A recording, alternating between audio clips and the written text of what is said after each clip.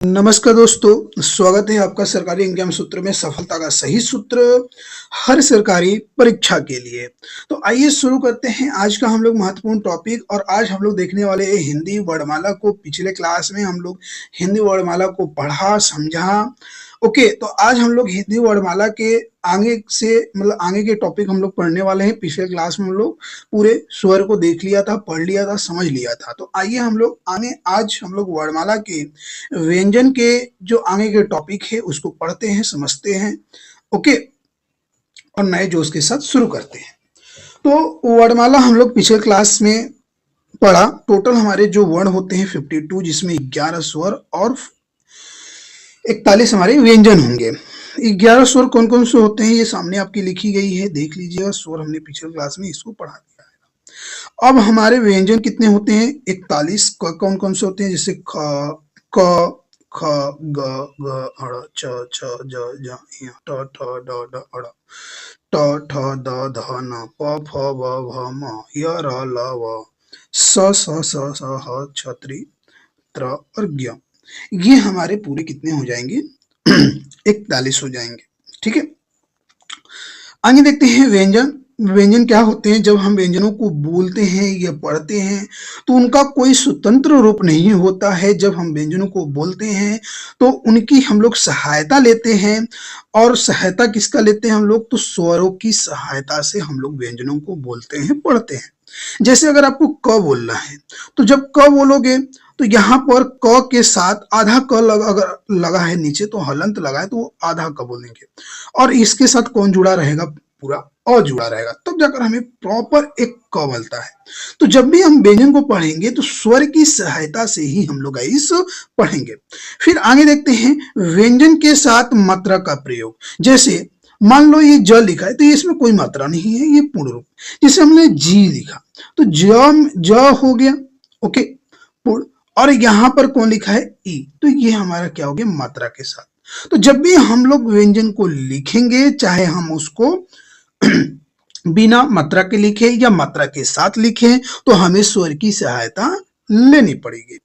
जैसे व्यंजनों की कुल संख्या, हिंदी में कुल व्यंजनों की संख्या 33 होती है, सॉरी 25 हमारे स्पर्शीय व्यंजन होते हैं, 4 हमारा अंतस्थ व्यंजन होता है, 4 हमारा उष्मीय व्यंजन होते हैं। तो हमारे टोटल कितने हो जाएंगे? 33 व्यंजन हो जाएंगे। तो आइए हम एक एक करके इन 33 व्यंजनों को पढ़ते हैं। पहले हमारा कौन है? स्पर्शीय व्यंजन। स्पर्शीय व्यंजन जिनको जब हम लोग पढ़ते हैं या बोलते हैं या उच्चारण करते हैं तो मुख के जितने हिस्से होते हैं, अलग अलग चाहे भाग हो, उन सबको स्पर्श करता है। कौन? स्पर्शीय व्यंजन। इस उनको स्पर्शीय व्यंजन बोलते हैं। तो जैसे कौन कौन से होते हैं? जो हमारे क वाला वर्ग हो गया, ओके, क वाला वर्ग हो गया, च वाला वर्ग हो गया, ट हो गया, ट हो गया और फ हो गया। इन पांचों वर्गों को हम लोग स्पर्शीय व्यंजन, जैसे क वाला वर्ग ये हो गया, च वाला वर्ग हो गया, ट वाला वर्ग हो गया, ट हो गया और प वाला वर्ग हो गया। तो ये सभी क्या है? हमारे स्पर्शीय व्यंजन है। उसके बाद होते हैं हमारे नासिक व्यंजन। नासिक व्यंजन किनको बोलते हैं? तो नासिक व्यंजन हम लोग बोलते हैं किसको? तो जितने भी हमारे स्पर्शीय व्यंजन के जो ये पांचवे वाले लास्ट वाले जो हैं, अड़, य, न, ओके, म, ये सभी क्या है? हमारे पंच माचा अक्षर बोला जाता है, या इनको नासिक व्यंजन बोलते हैं।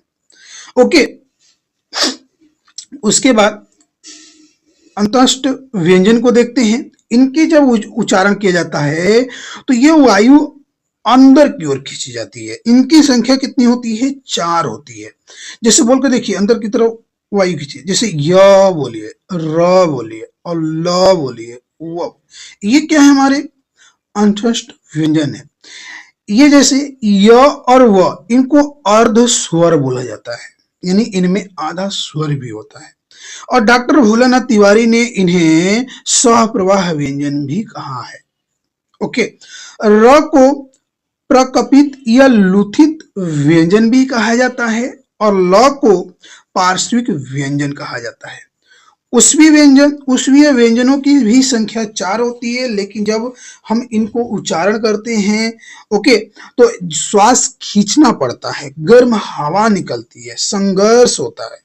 तो हमारे तीनों जो स हो गए और ह हो गए, ये हमारे उष्मीय व्यंजन हो गए। ओके, बड़ा वाला स हो गया।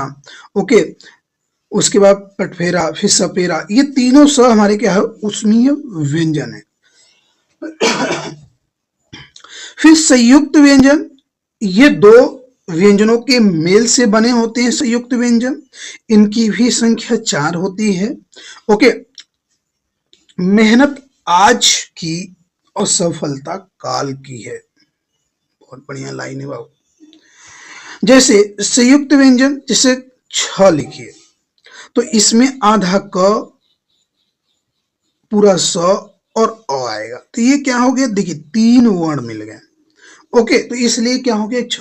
ट्र जब बनेंगे तो इसमें आधा त, पूरा र और अ आएगा। ज्ञ जब बनाएंगे तो आधा ज, आधा ज आएगा गाइस, आधा ज प्लस य आएगा पूरा, और पूरा अ आएगा। ठीक है, उसके बाद स्र जब देखेंगे तो इसमें आधा स बड़ा वाला, फिर र और अ आएगा। तो इन सबको संयुक्त व्यंजन बोलते हैं, ये 4।